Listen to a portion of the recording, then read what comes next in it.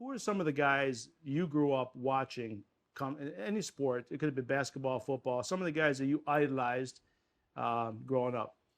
Well, probably my biggest hero, and and back in that day, the athletes really were heroes. Yeah. I'm not so sure in this day and age we worship our athletes like we did back then, but it was a worship back then. And because they switched teams probably too much, right? Yeah, exactly. Switch teams. And I just think that back then there wasn't the social media.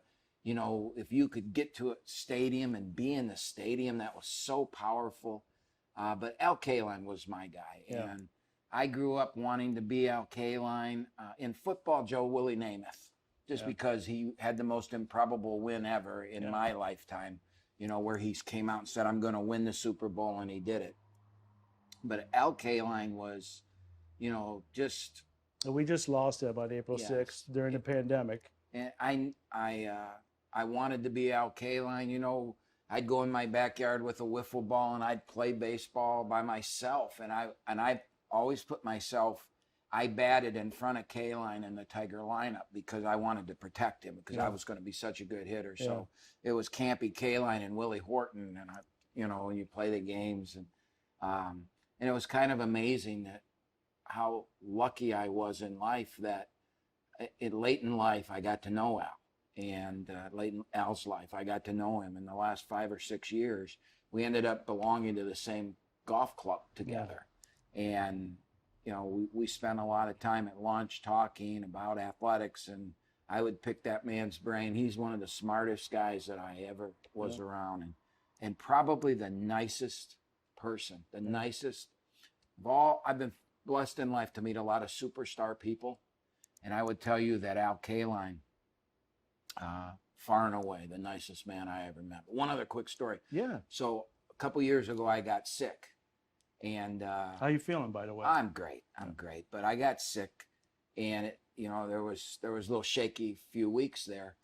And when I got out of the hospital, on my cell phone there was a message from Al, and it was a really heartfelt message. And so I took that message, and I sent it to my brothers and sisters, and I was like, Al Kaline sent me this, because my brothers and sisters.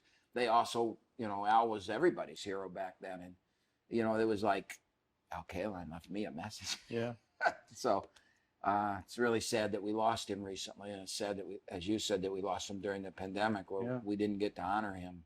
Yeah, we were talking a little bit. He should get his send-off. We hope. We don't know how they're going to do it, but I was thinking if there was no pandemic, it probably would have been done at Comerica Park. I don't know. You think about what they did for Gordie Howe, and I would think it would have been identical to that. They had Gordie in what's the old place? I can't even remember the name now. It's only been gone a year. Joe Louis. Joe Louis, yeah. They had him in Joe Louis, I think, and people were able to walk through and see. And you got to believe that at some point they're going to do some type of tribute to Kaline. They have to.